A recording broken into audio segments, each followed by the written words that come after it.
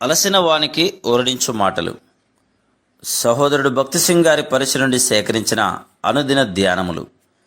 July 30. పైనున్న వాటి మీదనే గాని భూసంబంధమైన వాటి మీద మనసు పెట్టుకొనకుడి. కొలస్సీ 3:2. నెబుకద్నెజరు తన కలలో గొప్ప ప్రతిమను చూచెను. దాని శిరస్సు మేలిమి బంగారుమయం, రొమ్మును భుజములను వెండివి, దాని ఉదరమును తొడలను ఇత్తడివి, దాని మోకాళ్ళు ఇనుపవి, దాని పాదములలో ఒక భాగము ఇనుపదియు ఒక భాగము మట్టిదియునై ఉండెను. అప్పుడు చేతి సహాయం లేక తీయబడిన ఒక రాయి ప్రతిమ యొక్క పాదముల మీద పడి ఆ ప్రతిమను ముక్కలుగా చేయుటను రాజు చూశాను. అది చెత్తవలె కాగా గాలి వాటిని కొట్టుకొని పోయాను. తరువాత ఆ రాయి సర్వభూతలమంత మహాపర్వతమాయను. దానియేలు గ్రంథం 2:35. ఈ సామాన్యమైన పద్ధతిలో ప్రభు అంత్యదినములలో ప్రపంచమందలి సకల రాజ్యములు ఏ విధంగా ముక్కలుగా చేయబడి జీవము గల దేవుని రాజ్యము భూతలమంత కప్పునో చూపించెను. చేతి సహాయము లేక తీయబడిన రాయి యేసు ప్రభు కన్యకకు జన్మించే విషయమును తెలియజేయుచున్నది. ఆయన పరిశుద్ధాత్మ వలన కన్యకకు జన్మించి పశువుల తొట్టిలో పరుండబెట్టబడెను. కానీ ఒక దినమున విశ్వమంతటిలో ఆయన రాజ్యము స్థాపించబడును. దేవుడు నిన్ను చూచినట్లు నిన్ను నీవు చూచుకునేలా నీ హృదయంలో కూడా దాగి ఉన్న పెద్ద ప్రతిమ గలదని గ్రహించదు.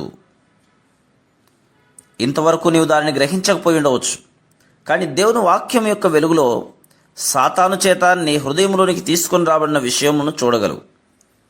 ప్రతి హృదయంలోనూ బంగారం మీద ఆపేక్ష, లోక మహిమ, వెండి అనగా ధనాశ, ఇత్తడి అనగా మానవ బలం, ఇనుము అనగా మానవ ఆయుధములు ఎక్కువ లేక తక్కువ పరిమాణంలో ఉండును.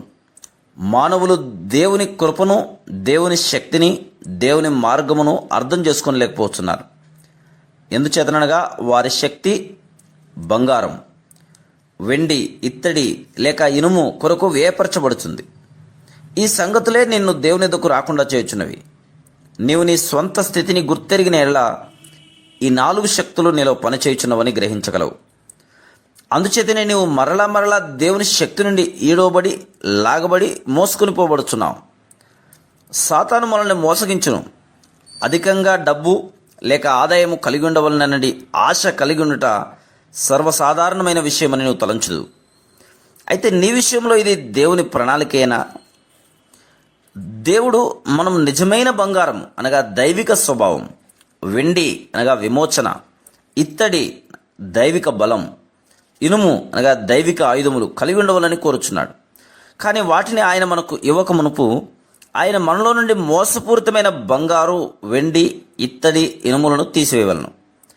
ఆ విధంగా మనం చేతి సహాయము లేక తీయబడిన రాయి వలె ప్రభువైన యేసుక్రీస్తును మొదట అంగీకరించగలం. మనం ఆయనను సామాన్యమైన విశ్వాసం ద్వారా సామాన్యమైన మార్గములో అంగీకరించగలం. ఆ రాయి బంగారు, వెండి, ఇత్తడి, ఇనుములను పగలగొట్టును. నీవు ఆ రీతిగా అనుభవించగలిగితేవా?